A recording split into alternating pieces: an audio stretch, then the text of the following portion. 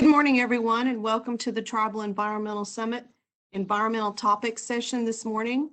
Our presenters this morning are Sala with EPA Region 6, Christopher with U.S. Army Corps of Engineers, Lauren and Emma with EPA Office of Wetlands, Oceans, and Watersheds. Our first presenter is Sala.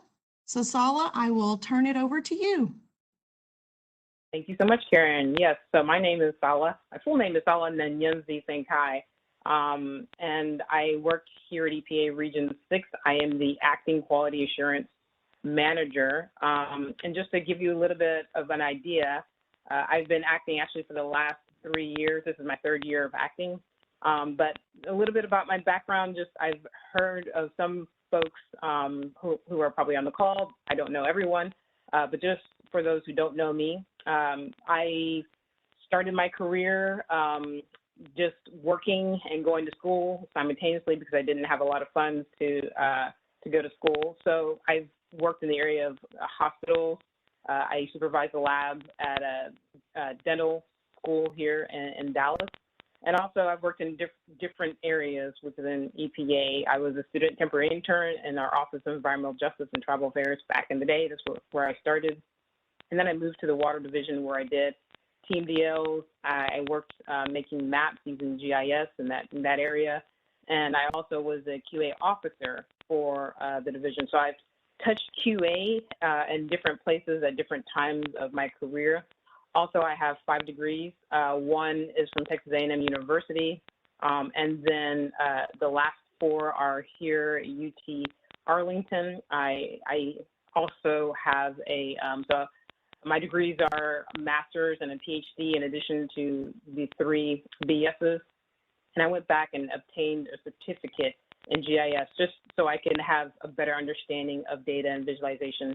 For all of my work, my career, I was lucky to get awarded the President's Award for Early Career Scientists and Engineers by President Obama back in the day. And I've used those funds to visualize data and information because I believe so strongly that it's great to collect information, but you have to visualize it so that you can understand the relationships that occur over many, many years.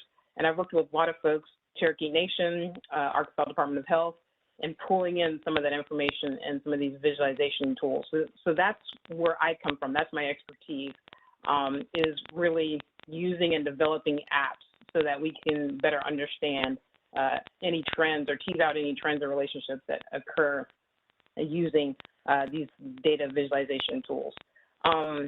Let's see, and recently I was able to work as an Embassy Science Fellow with the State Department, and what that means basically is instead of just focusing on U.S. information and data, because I was lead region and I helped the QA group in that aspect, but now instead of just focusing on the U.S., I was able to work with the Ugandan Embassy, the United States Embassy, and also folks in New Zealand, subject matter experts and their government, so that we can look at particulate matter, which is affecting the Ugandans here more and more as global emissions increase.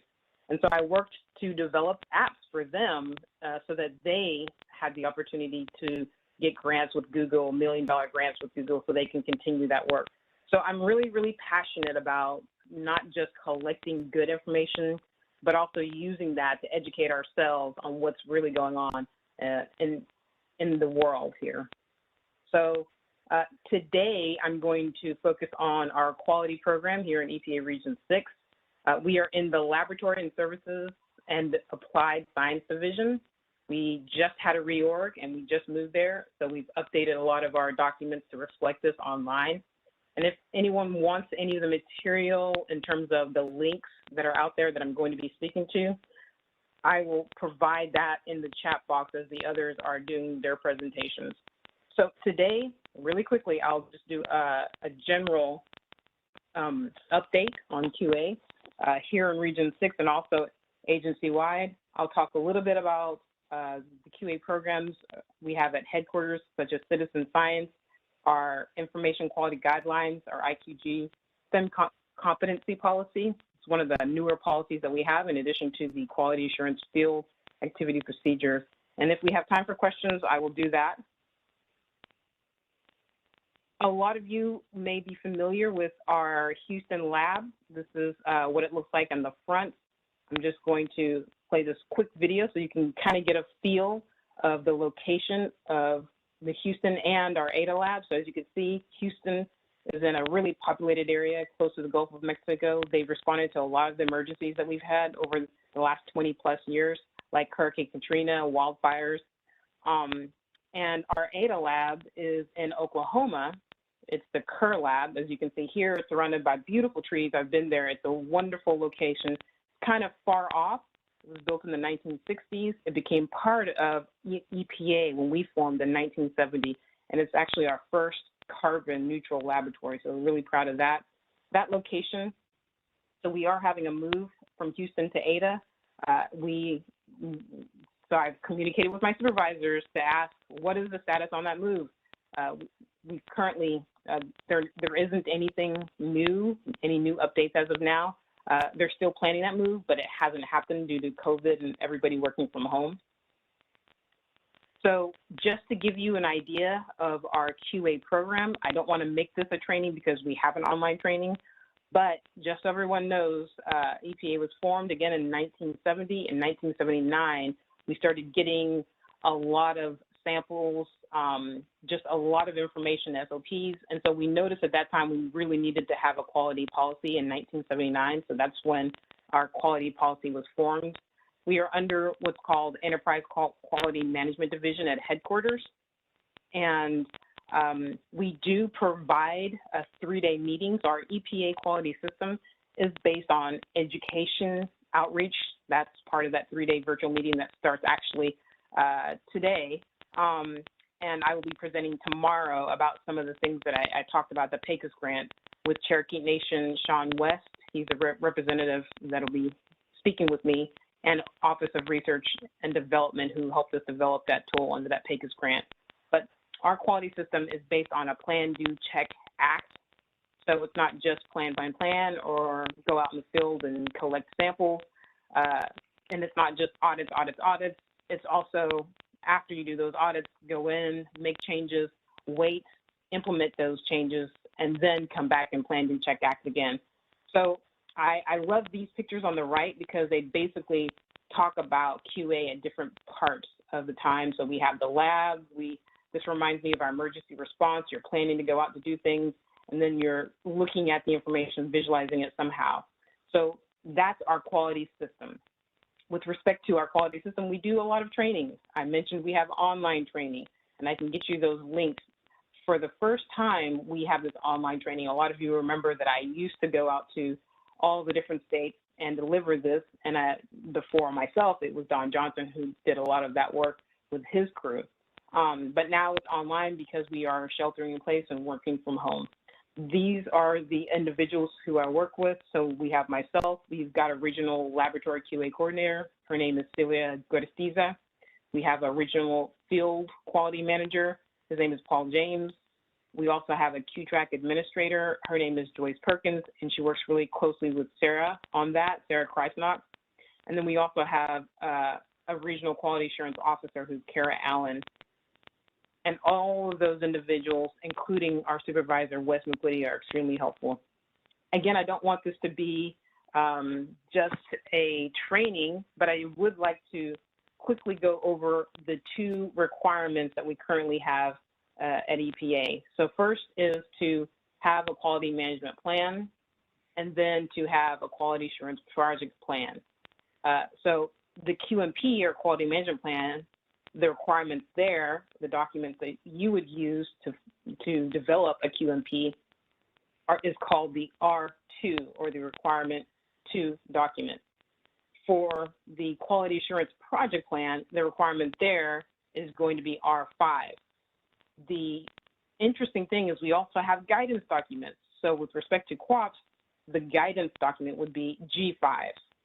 And if you go to the guidance document, at the very, very end of it, there's going to be sort of a checklist that you can utilize as you're going through and drafting up your QA documents. Now, I'm going to just really quickly go over the QMP elements. Again, I mentioned we've updated our QMP here in Region 6, and even though we know that there are new policies, that have just been approved. I haven't been given any direction to speak on that, so I won't. Headquarters is planning to get us some training material so we can go out and speak on the new policies. But what I've learned from headquarters is as long as we're following what's called the graded approach, doing what you need to do, the least amount that you need to do to get your quality assurance done, then you are good and golden. So we will not be updating our documents to reflect any new policies.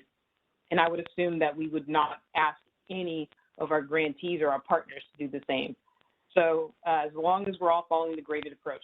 As I go through these, note just how similar the items are, the requirements are in our QMP as they are in our QAP elements. So first, you need to describe your management and organization.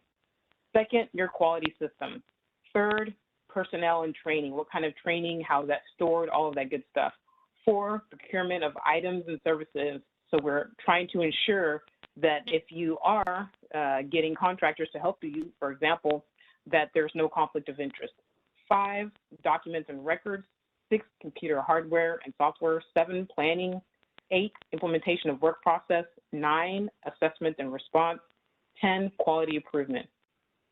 As you quickly look over the elements for QAP, you'll notice that these elements are almost exactly like what you would see in a QMP. So again, for the QMP, you're documenting your management process. For the QAP, you're going to have that done and signed off by an EPA employee prior to going out in the field. So you're telling us your field work. It's divided into 4 sections, your project management, which has things like your title and approval signature page. That's really important. We have to have these documents signed off before folks go out in the field. So get your QAP in 60 days prior to the other one expiring, the previously approved one expiring, so that it can be approved before you go on the field. With your QMP, get those into me 30 days in advance. So again, you're working with me on QMPs and with your project officers on these QAPs. I won't go into too much detail, but then B, it's data generation and acquisition. Again, you're talking about sampling and analysis and QA in the field, right? Laboratory inspections and things like that. C, assessments and oversight. So now here you're talking about assessments and response and who do you report to? Data validation and usability is D. So data review, verification, and validation. Those are the things that you'd be documenting in your QAP at this point. So if you have any specific questions or comments about that, let me know. Send me a quick email. We'll kind of go from there. Just to touch really quickly on, let's see, our labs and headquarters citizen science. This is a new realm. We have a lot of folks who want to go out and do the good work of EPA, but they're not doing it under funding or grants. So if you're not doing it under a grant, then that means EPA is not getting paid to review those documents. So what we're asking is, please go out, do the good work that you do, and we will provide you with examples and templates. So these examples and templates even include a fillable template so that you can fill things in and get those as close to possible to our QA process. That way you're going out and you're collecting good information without having to come to us to have us review those, because again, we're reviewing documents that are coming in under grants because there's funding that comes from headquarters to do exactly that. So if you have any general questions on citizen science, it's great to go out and do these, but use this handbook and this guidance and follow the templates so that you will be collecting good, approvable data and information. We also have what's called our EPA Information Quality Guidelines, or IQG. Bob Talent at headquarters is in charge of this. Actually, the previous, our citizen science, Vincia Holloman, is in charge of that. So if you had any questions, she would be the one to ask there. But here it's going to be Bob Talent. He's also at EQMD.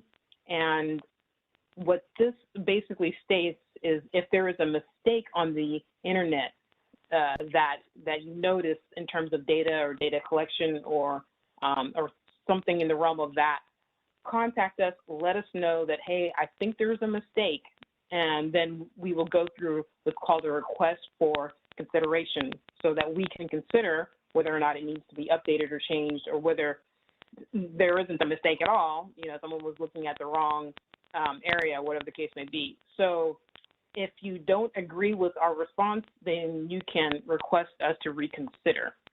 That whole process, Bob Talent is in charge of that, and he will be able to help you through that process of submitting that request for change or updates. We also have something that's called a FEM competency. This came through in about 2012. Laura Phelps is the expert on that. I've contacted her recently, so she would know more. But what it basically is saying is that we want to not only hold ourselves competent, but all of our partners that we work with. To my knowledge, I've worked with everyone because I helped implement this back in the day. So I've worked with everyone to ensure that our project officers are working with folks so that we know that people are competent. Now, this is our assuring of quality field operations. Again, I mentioned that we had a new policy that's just been recently approved. This is called the Quality Assurance Field Activities Procedures. Region 6 has a contact for that. I mentioned his name was Paul James. Some of the other regions don't have a contact. As you look through these 10 SOPs, so we have requirement documents for QMPs and QOPs, but these are our SOPs that we put in place in Region 6 because there were audits that were done at EPA, and they noticed that we're not doing things as well as we should. So they decided to put in SOPs. This is a little bit extra, but as you notice, personnel training, document control, records management, you've heard these before, right? Sampling and environmental data management, field documentation, field equipment, field inspections and investigations, reports, internal audits, and corrective actions. All of these items are already in your QMP and your QOP. So if things are moving smooth, then again, follow that graded approach, and you wouldn't have to go out and develop SOPs as we have. But again, remember, it's not just going out in the field that's important. It's what you do before you go out in the field, like your scoping meetings, getting folks together so that you can sit down and ensure that you are collecting the right kind of data, and then going out in the field and then coming back and analyzing that. It's a whole process. And this slide really speaks to that. I don't know how much more time I have, but this slide really speaks to the activities that we do at QA. It's not just field work, it's everything. It's our measurements, it's our models, and it's also our reports and literatures, secondary data and information. I could go on and on. I think the most important thing about QA is training folks, having conferences and outreach, sort of like what we're doing today. So I really want to thank the organizers for putting this together. Just some real quick benefits of a quality system. One of the things is to take all of that information and put it into apps as I recommended so that you can note any relationships or trends over the years. You really do get a very multi-dimensional approach in doing that. Here's the app that was developed under the PACUS Award. It has states information. It's got PM2 air quality. It's got blood lead levels. So you pick one variable on the left, pick another variable on the right. The maps update themselves so you can generally see the highs and the lows. The lows are going to be that sort of white color on the map. The highs are going to be the dark blue. And then you can go in and note areas. So what I'm doing here is I'm going over the trends. So over the years, what are you noticing, highs and lows? What laws or regs came into play that year that maybe increased or decreased what we're seeing in terms of PM 2.5 and ozone? And then, again, you can note those hotspots. I'm going to zoom in to California because I know this is the hotspot for both PM 2.5, variable X, and variable Y ozone. And I'm showing you the high for both of those. So you can really quickly and easily, and we're going to look over the years and note those trends as well. But you can quickly and easily note the highs and lows utilizing a tool like this. And we've pulled in all the data sets. We've linked to them through linking to CDC or even our EPA EJ screen and other data sets. And thanks to Cherokee Nation for getting us some real on-the-ground data that they've collected for 10 or 20 years, I believe. I'll have to talk to Sean West about that. But the point is we were able to pull that in here so that we can get a better understanding of areas in Oklahoma. So lots of good work that's out there. I was able to personally publish this with New Zealand. What this basically shows you is low birth weights and PM2.5, and they all seem to have this relationship of 0 to 0, 2 to 2, 4 to 4, 16 to 16. So as you increase, it's almost exponential. And that was really relevant as you looked at the different regions. Even within some of the states, you could see this general relationship. This is what I developed for the Ugandans so they can note their air quality in Uganda, and they were able to get that Google grant a month later. And then this is what I did for my dissertation here in Texas, where I'm looking at leukemia going from 0, very small numbers, to very, very high numbers. We noted a relationship with road emissions and also with airport. So we did a statistical analysis and found that airport benzene had a really good relationship with leukemia. And so that's something that hopefully future generations will continue to study as we continue to collect all this data over many, many years. This is my contact information. So I apologize, I probably went a little bit fast, but I had a lot that I really wanted to get out to everyone. And I do want to take the time to thank you for inviting me, and let me know if you have any comments, questions, or anything you'd like to discuss, and we will go from there. I'm going to turn it back over to you, Karen, and I'm excited to hear about the other presentations as well. Thank you, Sala. If you would like to stop sharing your screen, you can look at your chat box to make sure that you didn't get any questions. I did get one question, and someone wanted to know if you will make your presentation available. And if you don't mind, you can send it to me. And then if anyone would like it, they can email me and I'll be glad to send that out to anyone. And if we have any people that are calling in, if you'd like to, if you have a question, you can email me and I will pass that along to Sala, or folks on the line can use the chat box to send me a question or send it to Sala. So I don't see any other questions in the chat box. Let me check my email real quick. I don't see any in my email just yet. Sala, do you see any in your chat box? I just see one person who has said, great job, Sala, so thank you, Geraldo.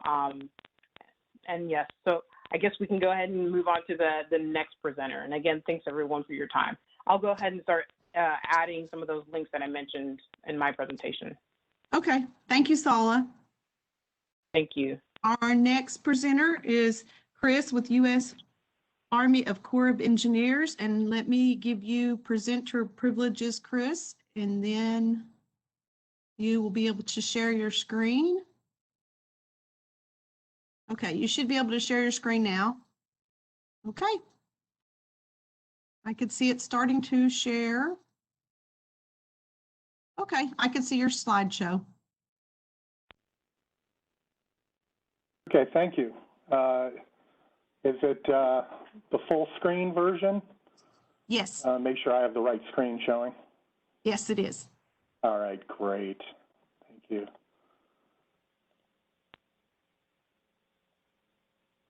Okay, good morning, everyone. My name is Chris Parrish. I am from the Albuquerque district of the U.S. Army Corps of Engineers.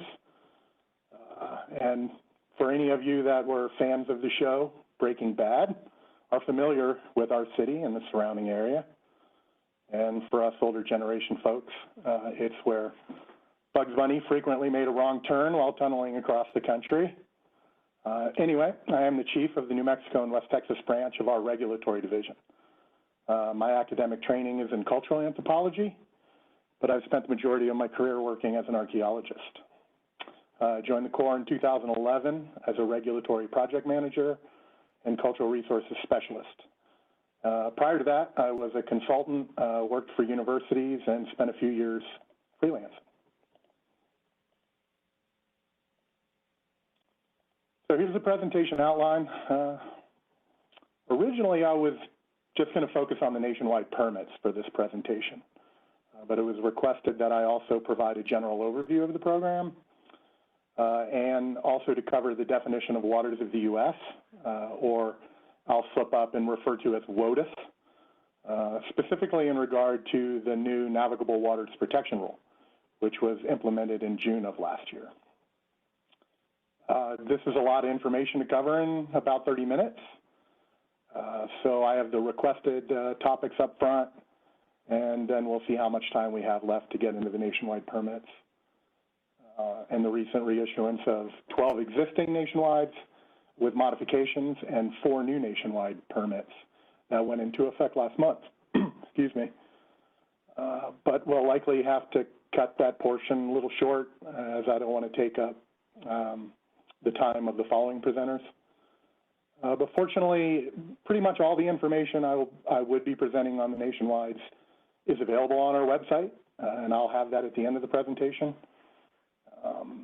In fact, I think the vast majority of the districts have that information, excuse me, up on their websites as well. So you can get the summaries of each nationwide, general conditions, applicable regional conditions, information on water quality certification under Section 401 of the Clean Water Act, of which the EPA is the subject matter experts for that part of our process, and I will have my contact information at the end as well, and you can email me with any questions.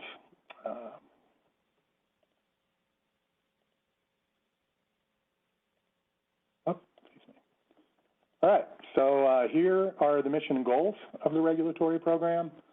You note the scale in our symbol in the upper left of this slide, and you'll see the word balanced underlined in our mission statement. This is a major aspect of what we do.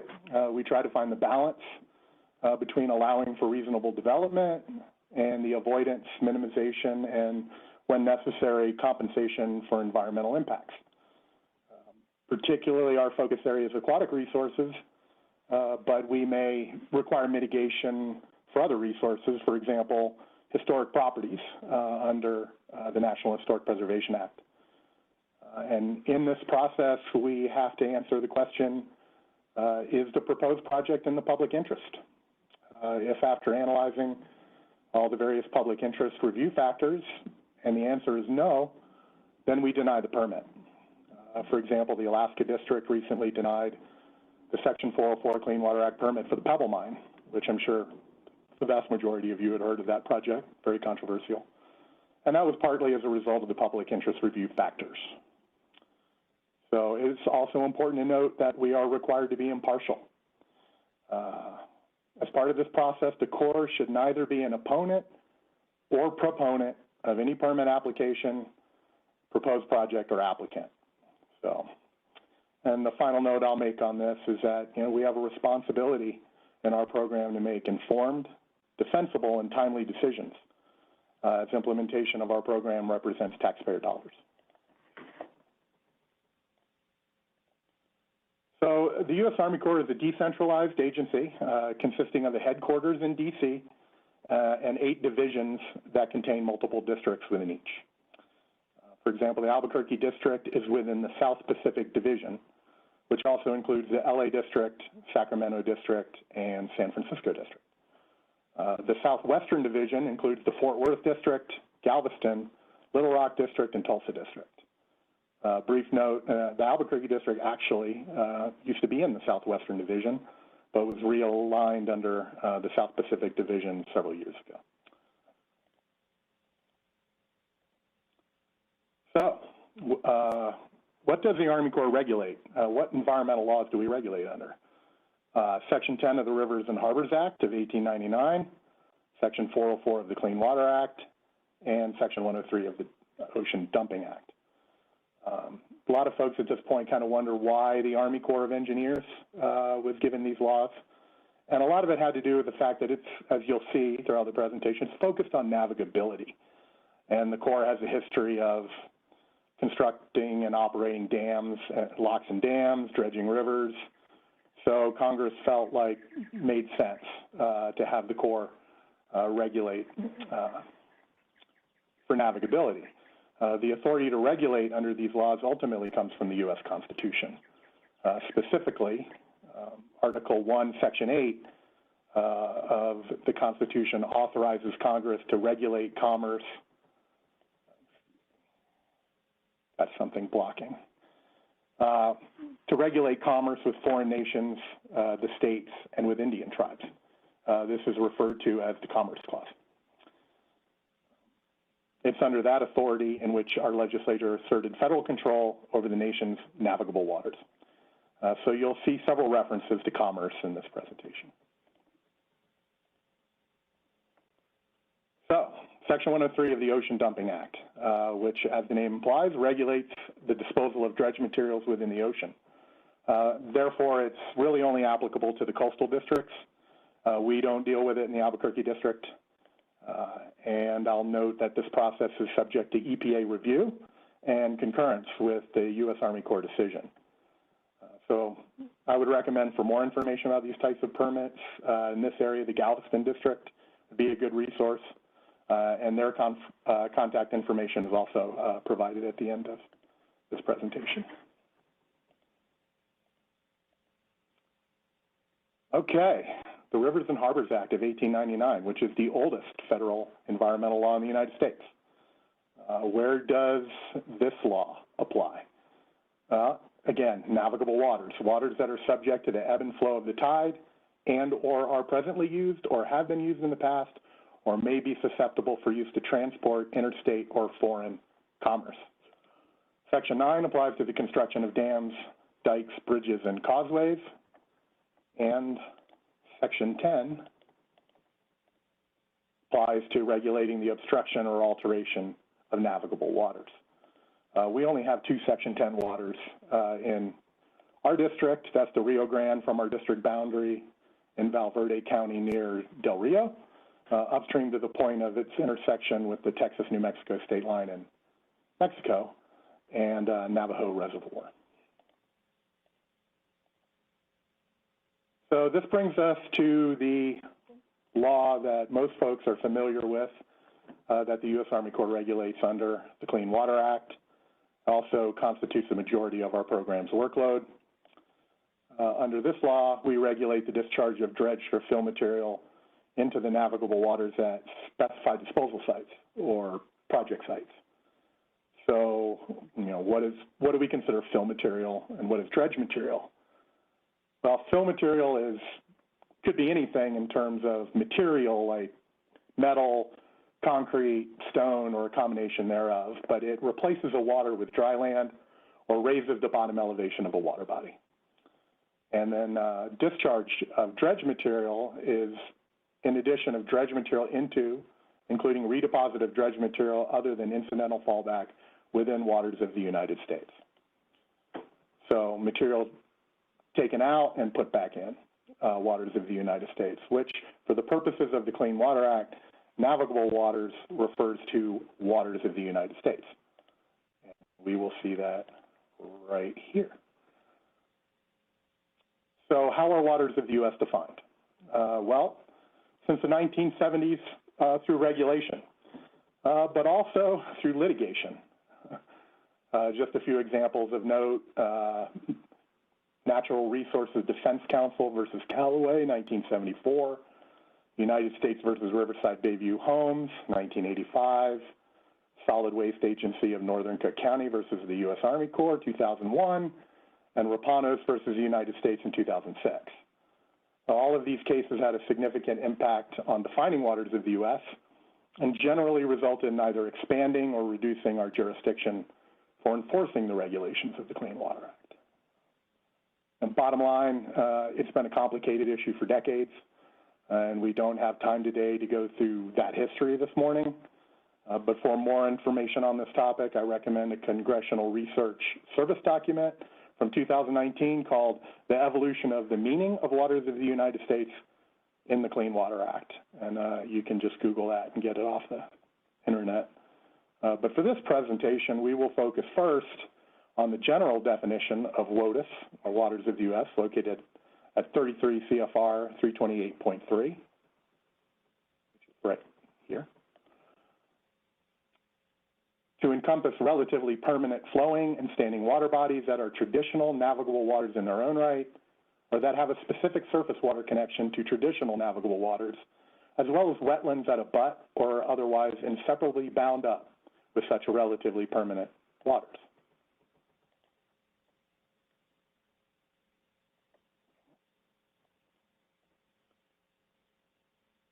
and the recent rule implemented to clarify what categories of waters this definition applies to and which ones it doesn't is the Navigable Waters Protection Rule. So what we call in the Albuquerque District, NWIPR, for short. So the goal of this new rule is to make our program and the permitting process more predictable by clarifying and simplifying the definition of waters of the United States. So we now have 4 categories of WOTUS, where before we had 7. And here they are. They're also referred to by the paragraph section. You can find them in the rule, A1, A2. So we will we'll go through these quickly. A1 waters. So you'll see that definition of navigability here again, and the reference to commerce.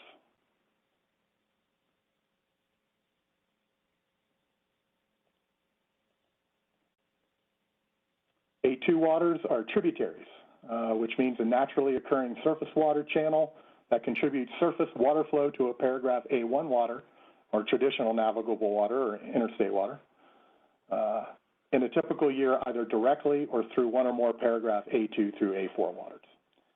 A tributary must be perennial or intermittent in a typical year.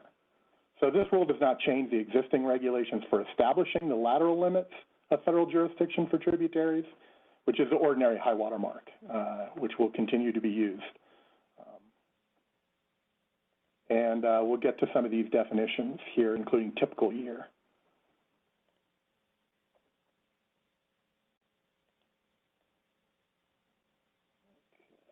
Here are some of those key definitions, particularly as they relate to the process of determining if a feature is an A2 water or a tributary.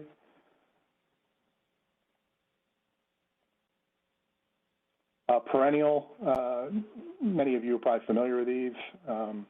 Surface water flowing continuously year-round. Intermittent is seasonally, when groundwater table is elevated as far as flows. Ephemeral only flows in response to a rain event or snowfall, and then snowpack comes into play as well in determining connectivity.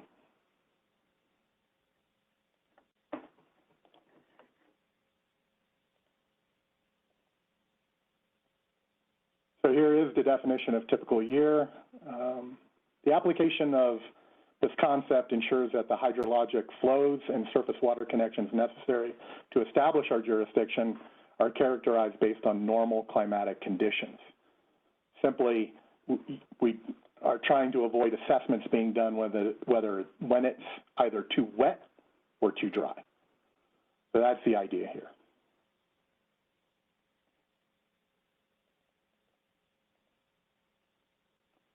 A3 waters, the third category, lakes and ponds and impoundments of jurisdictional waters. So again, standing bodies of water open water that contribute surface water flow to a paragraph A1 water in a typical year. So you see that throughout, contributing surface water to an A1 and the typical year concept. So a lake, pond, or impoundment is also jurisdictional if it is inundated by flooding from a paragraph A1 through A3 water in a typical year.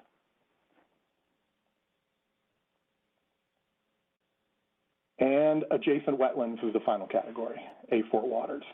The rule does not change the longstanding definition of wetlands, which is defined in the Corps' 1987 manual, but it clarifies what is meant by adjacent.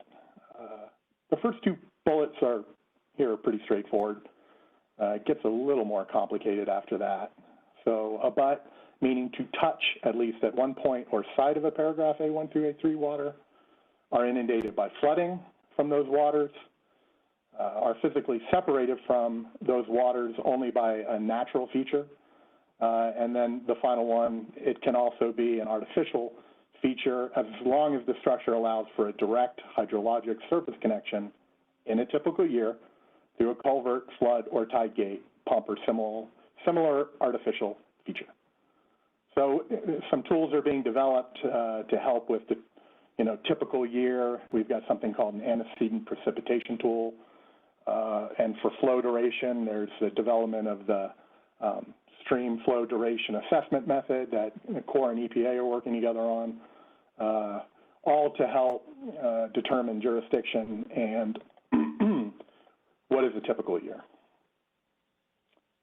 And here are the paragraph B exclusions under the rule.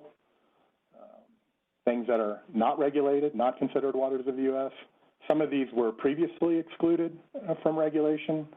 For example, groundwater and wastewater treatment systems. But the biggie here, especially for those of us working in the arid West, is the exclusion of ephemeral features. And that includes ephemeral stream channels that do exhibit a bed bank and ordinary high water mark. Just a quick note here on ditches. They are jurisdictional only when they are basically an A1 through an A2 or A4 water. So they are subject to the ebb and flow of the tide, so they're a TNW, a traditional navigable water, or they are an A2 water, a tributary, or they have developed wetland characteristics such that they meet the criteria for an adjacent wetland or an A4 water.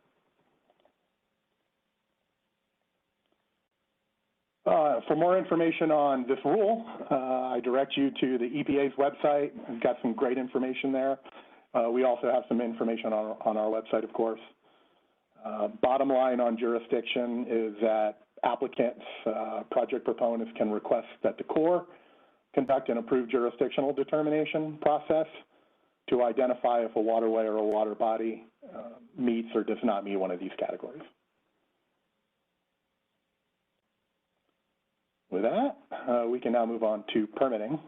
We've got some time here, I believe. So there are two basic types, general permits and individual permits. General permits are for discharges that have minimal adverse environmental impacts, of which nationwide permits are the most common, people are familiar with. We'll talk in more depth about those. And regional general permits, they're developed at the district level for specific activities and situations. For example, our district has what we call an RGP for emergency situations. It allows us to expedite the process due to the urgency of the situation. Individual permits are for actions that involve more than minimal impacts. They are project-specific evaluation and authorization. It involves public notice, public comment period, can involve a public hearing. It's more likely to involve compensatory mitigation. So, you know, the project is going to impact half acre of forested wetlands, and we may require an acre of forested wetlands to be created somewhere within the watershed. But we'll be focusing on the nationwide. So what are they? They, as just stated, they're a form of general permit that authorize activities that are similar in nature and cause only minimal adverse environmental impacts to aquatic resources individually or on a cumulative basis. They authorize a range of activities that you'll see, and we have the authority to issue, reissue, modify, or revoke the nationwides at any time. The nationwides have 32 categories of general conditions that must be followed to ensure that the activities do authorize no more than minimal adverse effects. Here are the first 16.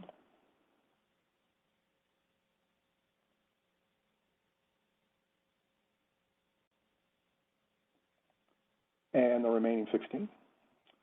You'll note that GCs 17, 18, and 20 are underlined. These tie our nationwide process to our tribal trust responsibilities and requirement to comply with Section 7 of the Endangered Species Act and Section 106 of the National Historic Preservation Act. There can also be regional conditions for the nationwides to further ensure no more than minimal environmental effects. Note again here the necessity that our process comply with other laws and requirements. In our district, again, I'll keep using that as an example, we have a regional condition requiring a pre-construction notification for all activities subject to Section 404 in lakes, intermittent and perennial streams, and special aquatic sites. That includes wetlands, riffle and pool complexes, and sanctuaries and refuges. You know, we have a relatively small number of these resources, including wetlands in New Mexico, being such an arid environment. And then with the Navigable Waters Protection Rule, ephemeral streams, which make up the largest percentage of our watersheds, are no longer regulated. So we felt that this regional condition was necessary to ensure minimal adverse environmental effects to the watersheds individually and cumulatively.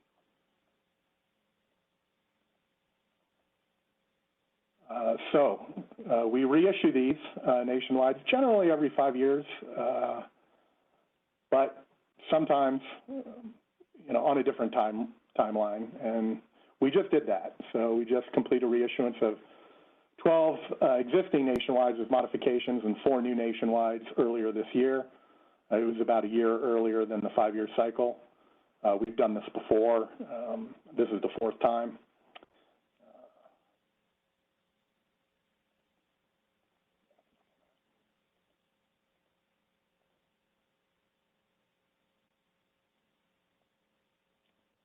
So when we went out on the proposed rule for this reissuance, you know, it was originally a package of 57 nationwides, including 5 new permits. But the final rule issued the 16 that I just mentioned, 12 existing with modifications and 4 new. The remaining 40 are expected to be finalized in the coming months. We don't really have a timeline yet for that. Just probably by the end of the year is what we're being told. So the 16 nationwides that were issued or reissued went into effect in March, cover activities related to renewable energy, food production, as well as residential and commercial development. And here they are. They are scheduled to expire March 14th, 2026, unless any of them are revoked prior to that, or we, again, reissue them early.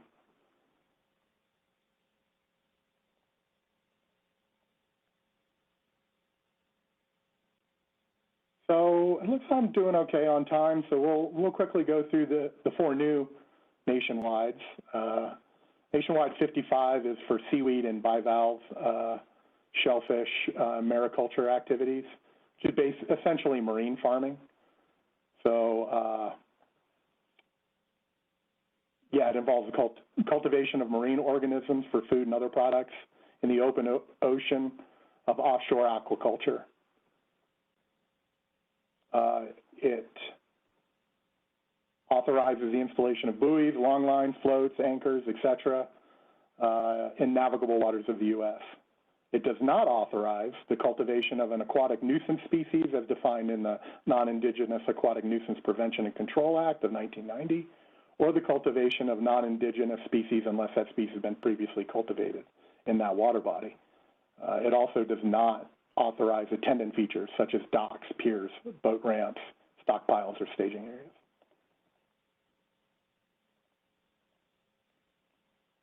Similarly, nationwide 56, you see some of the same language here, and it's finfish marine farming. It does not authorize the construction of land-based fish hatcheries or other attendant features. There is also some coordination with both of these that must occur with the Coast Guard. And both nationwide 55 and 56 require a pre-construction notification. And then the next 2 are related to utility lines. So for this one, for nationwide 57, an electric utility line and telecommunication line is defined as any cable, line, fiber optic line, or wire for the transmission for any purpose of electrical energy, telephone and telegraph messages, internet, radio, and television communication.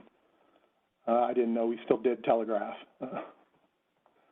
So the permittee must submit a pre-construction notification to us prior to commencing the activity if either a Section 10 permit is required, again, that's Rivers and Harbors Act, or the discharge will result in the loss of greater than a 1/10 acre of waters of the United States.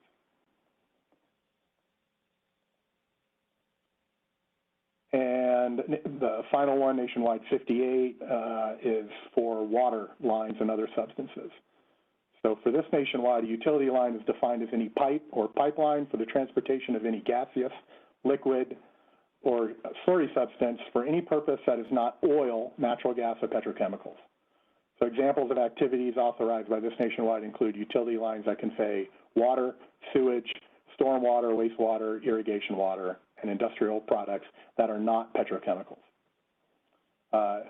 Utility line does not include any activities that drain the water of the United States, such as drainage tile or French drains, but it does apply to pipes conveying drainage from another area. PCN requirement is the same as it was for Nationwide 57. So I mentioned previously the 2017 nationwides remain in effect that were not issued in the final rule in March. And here are the first 20 of those. Of these, nationwide 3, 13, 14, and 18 are the most frequently utilized in our district, and I expect most districts. And here are the next 20. Again, we're looking at, by the end of the year, maybe reissuing these. That's the latest I heard from headquarters. Of these, nationwide 27, 33, and 46 are the ones we see the most.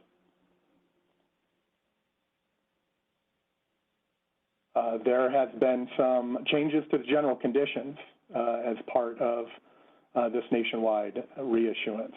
And General Condition 17 about tribal rights was to restore the text of the general condition that was in the 2012 and prior nationwides, which that text is as follows.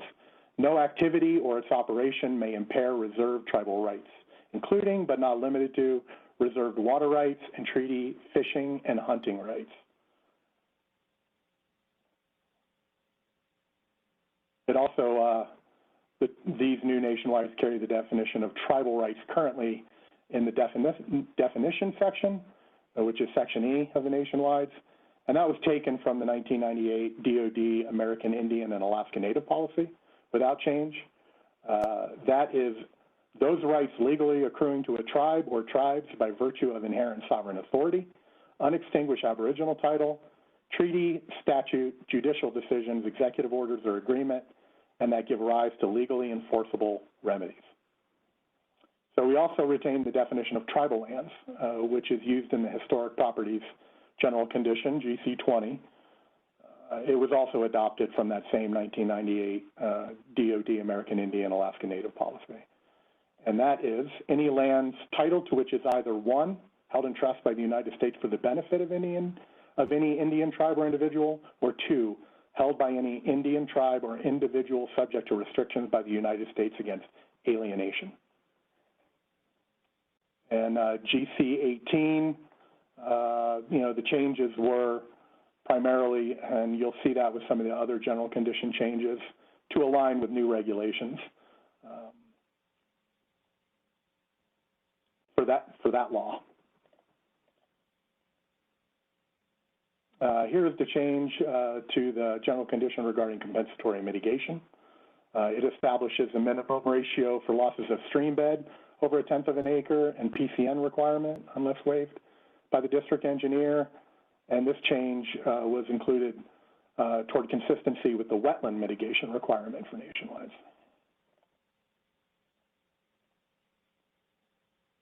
As just stated, these general conditions were changed to be consistent with new regulations related to these environmental concerns.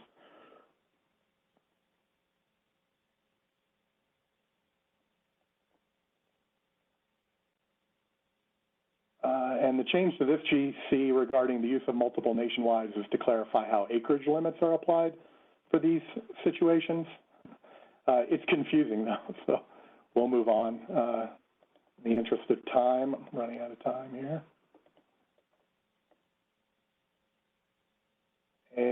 And this change to the pre-construction notification is to clarify that for linear projects with multiple crossings of waters of the U.S., the quantity of anticipated losses of these aquatic resources, as included in the PCN, will be used to evaluate cumulative adverse effects. And then water quality certification.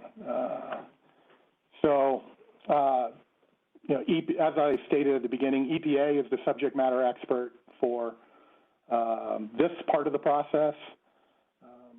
So I'll just quickly say that if there is a 404 permit that is required, then a 401 water quality certification is required. If the water quality certification is denied, then the permit is not issued. So it's considered denied without prejudice from our standpoint. And there is a new rule. I think that was covered either earlier in the summit or maybe covered later. Again, I won't spend a lot of time on water quality certification and the new Section 401 rule.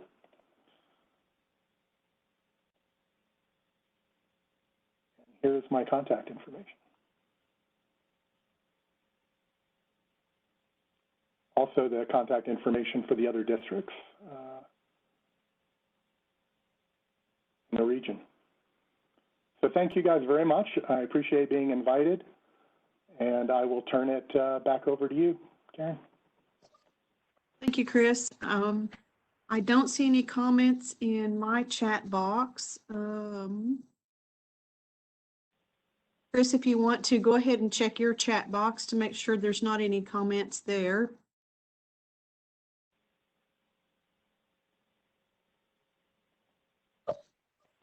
I'm trying to get this back.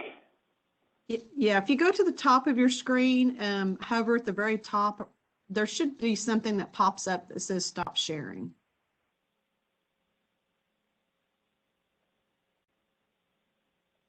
Sometimes it's a little bit hard to find.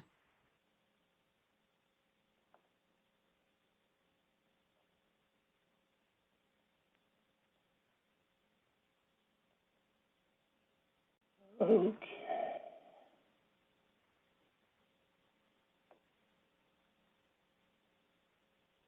Those features seem to be missing now. Yeah, it just pops up if you hover up there at the top. Kind of hard to get it to pop up sometimes.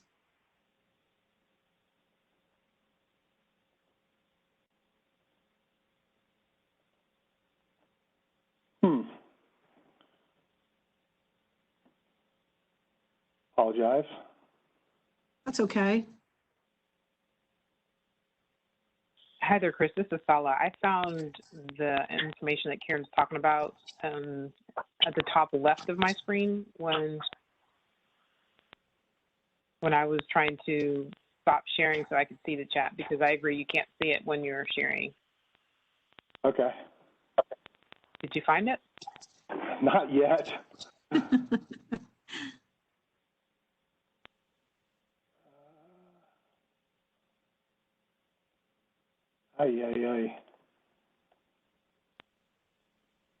That's okay. I can go ahead and give Emma, I believe I can give her presenter privileges.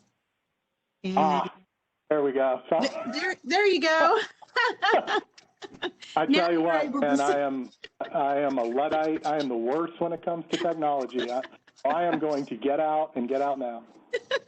Thank you, Chris.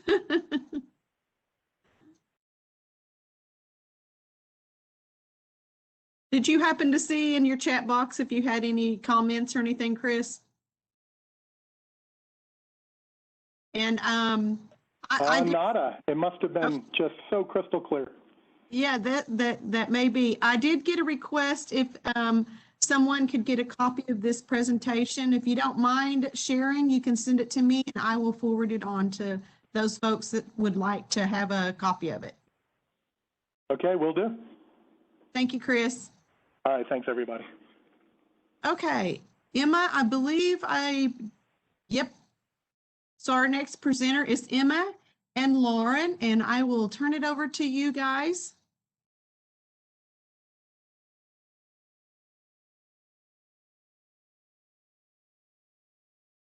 Can you hear me now? Yes, I can. Okay. I started sharing my screen before I unmuted myself, so I lost the button. But all right, thank you for having me. I do want to follow up on what Chris was saying about water quality certifications, because I'm with the EPA and I'm here to talk to you all today about water quality certifications. So I think that the two previous presentations were absolutely fantastic. I do appreciate being able to follow the right material ahead of time. So I will also introduce myself. My name is Emma Maskell, and I've been with EPA headquarters in the Office of Wetlands, Oceans, and Watersheds for just over 4.5 years now. But I did join the Section 401 team a little bit over a year ago. So lately, I've been really focused on implementation of the 401 rule, the new rule that was finalized last June. So that rule revises the agency's 1971 regulations on Section 401. And before we get started, I do want to give a quick overview of our agenda for this presentation. And first, we'll discuss some background on Section 401 of the Clean Water Act. Then we'll walk through some of the key elements of the final 2020 rule. And finally, we will wrap up by discussing next steps, as well as highlighting how to find additional information on the rule. And then we can open it up for questions. I'll note now that I will get a copy of this presentation to Karen or other summit organizers after we're done today. So this presentation can be available. So Section 401 of the Clean Water Act requires any applicant for a federal license or permit that may result in a discharge into a water of the United States to obtain a water quality certification from the certifying authority where the discharge originates, that the discharge will comply with all applicable water quality requirements. Kind of the background of the statute. So there are multiple stakeholders involved in the Section 401 certification process. So I want to spend a few minutes defining each of those stakeholders. A project proponent is the applicant who applies for the federal license or permit that triggers Section 401, or they are the entity that's seeking certification. And a federal licensing or permitting agency is any agency of the federal government to which application is made for a license or permit that is subject to Section 401 of the Clean Water Act. A state includes all 50 states, the District of Columbia, and the other U.S. territories. A tribe here includes tribes that have treatment in a similar manner as a state for Section 401. The final rule refers to these tribes as authorized tribes, meaning that they have received treatment in a similar manner as the state for Section 401. Both states and tribes with treatment as a state can act as certifying authorities, which are the agencies responsible for certifying that a discharge will comply with water quality requirements. So, not only can states and tribes with treatment as a state for Section 401 act as certifying authorities, but so can EPA in certain circumstances. If a state or tribe does not have the authority to act on a certification request, Section 401 provides that EPA must act as the certifying authority on their behalf. And there are two scenarios when EPA typically acts as the certifying authority.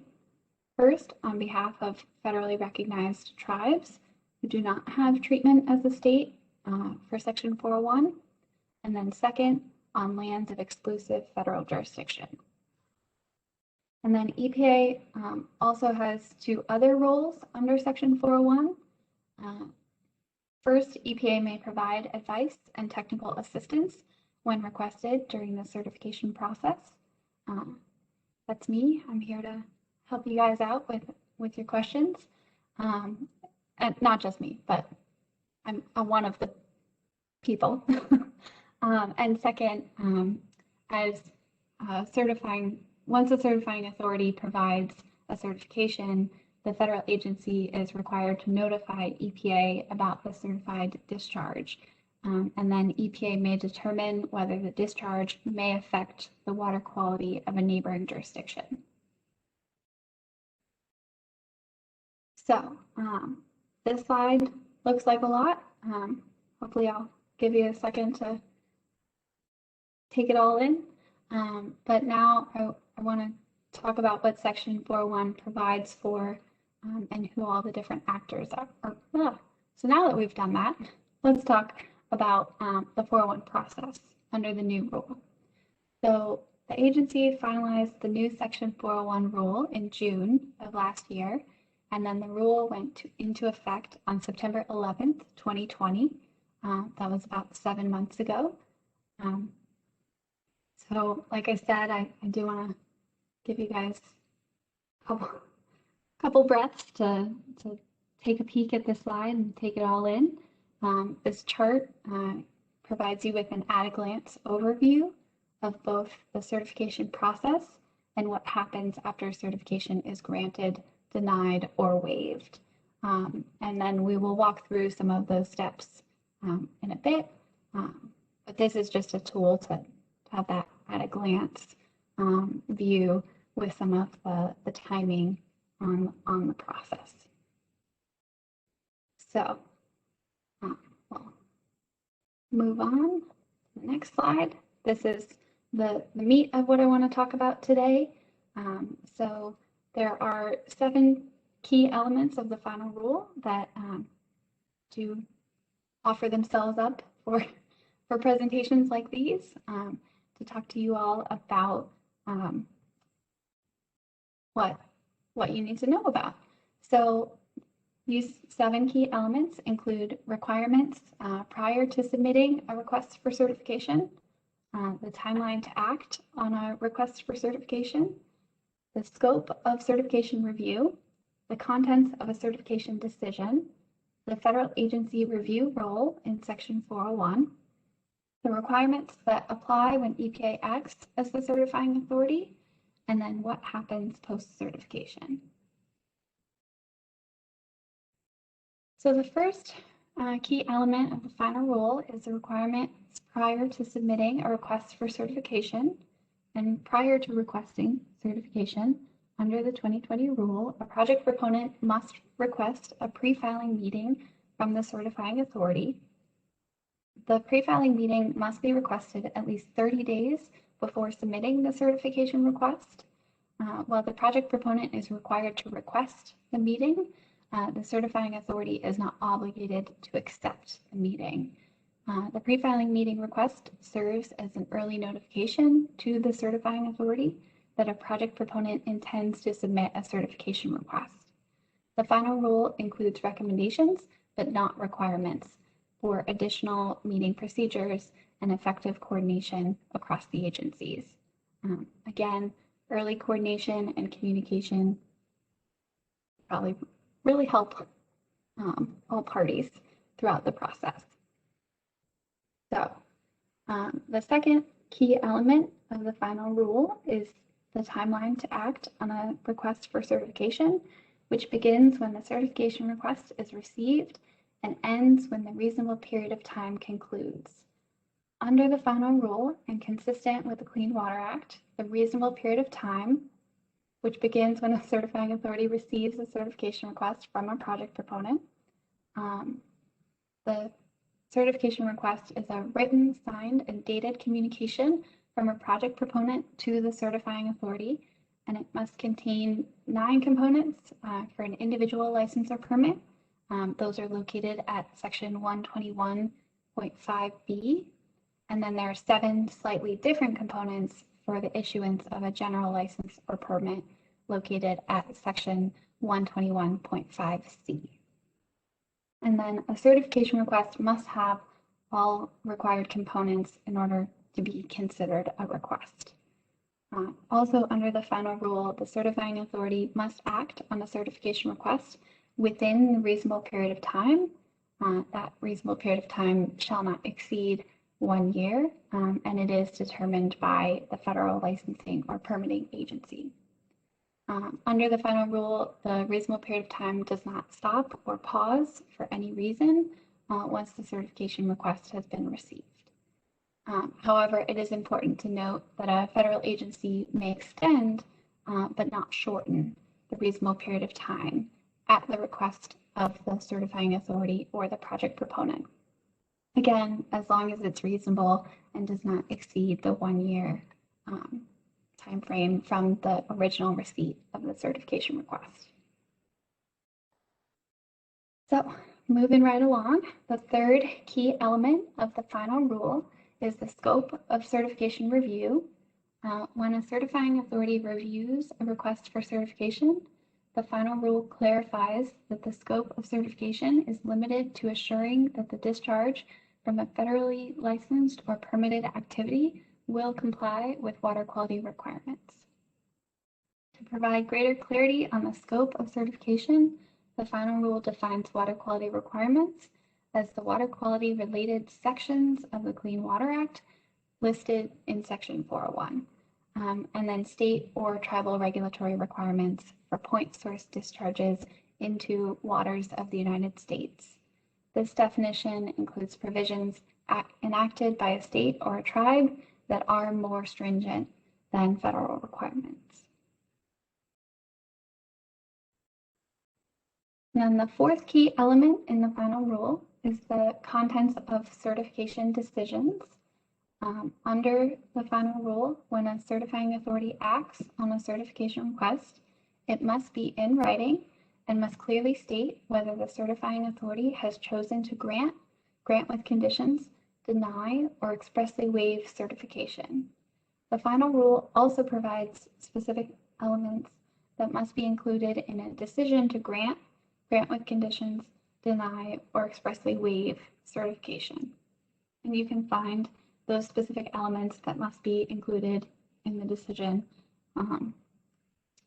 For a grant, it's at section 121.7C. For a grant with conditions, it's at section 121.7D. And in a denial, those requirements are at section 121.7E. But for the components required in an express waiver, those are located at 121.9A1. Also, again, you all can check out this presentation or the regulations later when you have the time. So the fifth key element of the final rule is the role of federal agencies in section 401. The final rule reaffirms that the federal agency's responsibility to determine whether a waiver has occurred and the reasonable period of time. As part of their waiver determination under the final rule, federal agencies evaluate whether a grant with conditions, or a denial meets the requirements of section 401 of the final rule. Those are the requirements that I just noted on the last slide. So you have to check whether or not those components are there. So specifically, the federal agency review of the decision documents is to determine compliance with the procedural requirements of section 401. It is very important to note that this is a procedural role rather than a substantive review role. So the federal agencies do not review whether a decision is actually within the scope of certification. So the final rule affirms that if a federal agency determines that a condition in a certification meets the requirements of the final rule, that condition must be included in the federal license or permit. Conversely, if the federal agency determines that a condition in a certification does not meet the requirements of the final rule, that condition is considered to be waived and is not included in the federal license or permit. A waived condition does not actually invalidate the entire certification. So the rest of the non-waived conditions or other pieces of the certification are still whole. So if a denial meets the procedural requirements of Section 401 of the rule, the federal license or permit cannot actually issue. Conversely, if the denial does not meet the procedural requirements of the final rule, then it is considered a waiver, and that allows the federal agency to proceed and with their process for the license or permit. So we're coming into a close. The sixth key element of the final rule is the requirement for when EPA acts as a certifying authority. There are two scenarios when EPA typically acts as a certifying authority.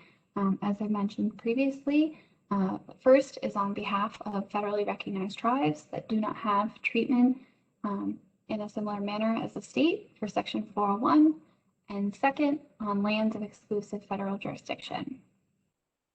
So the final rule adds two new requirements that only apply to EPA when EPA is acting as the certifying authority.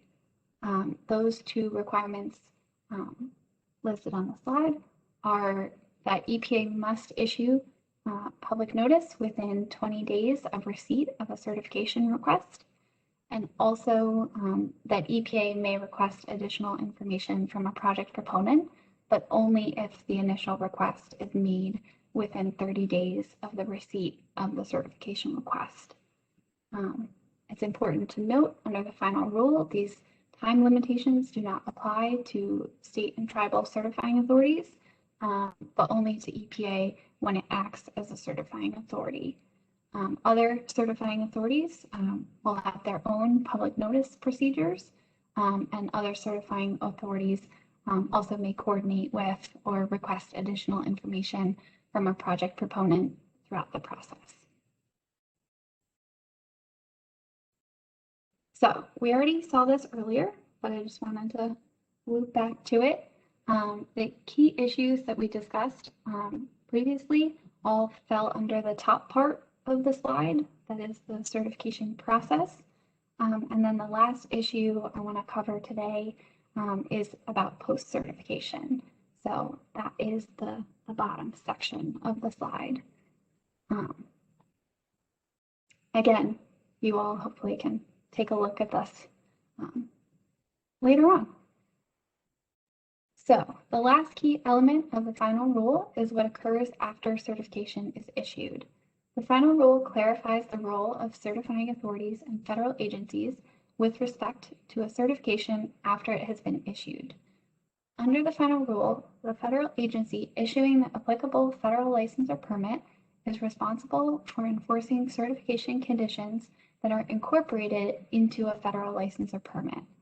The Clean Water Act does not provide independent authority for certifying authorities to enforce those conditions that are included in a certification under the federal law.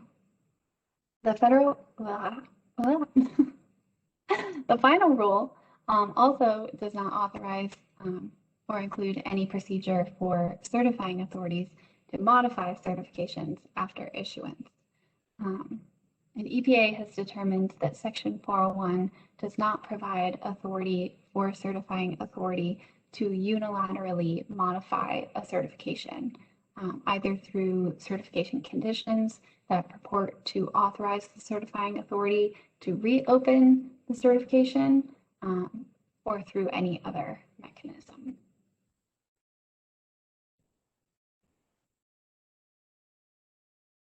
So, as I noted earlier, the rule went into effect in September of last year, September 11th, 2020.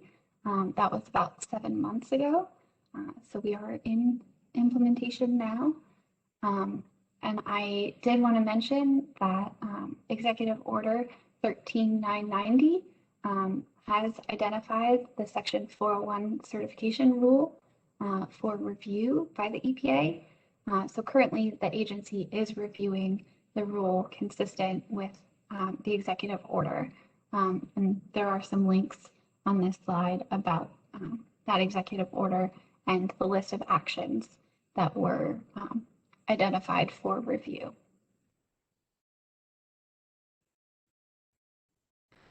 So in closing, I just wanted to round it out with some other additional information where you can find the rulemaking docket.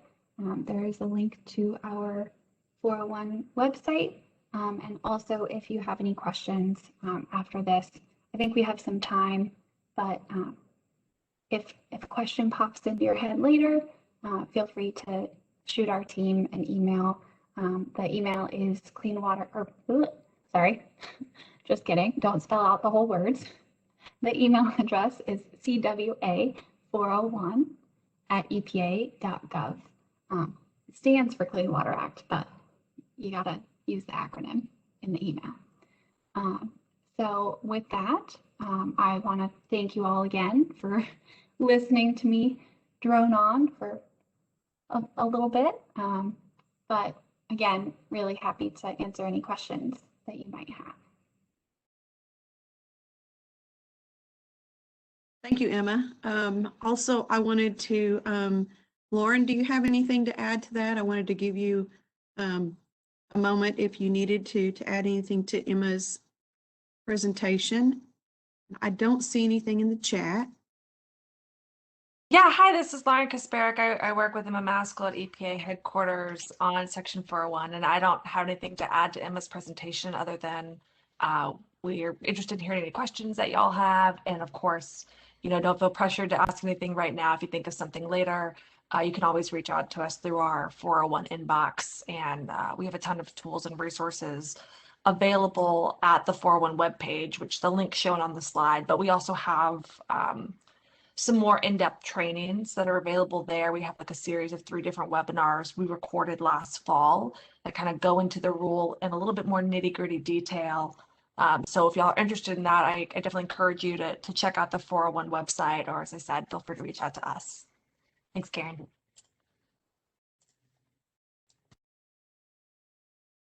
Thank you, Lauren.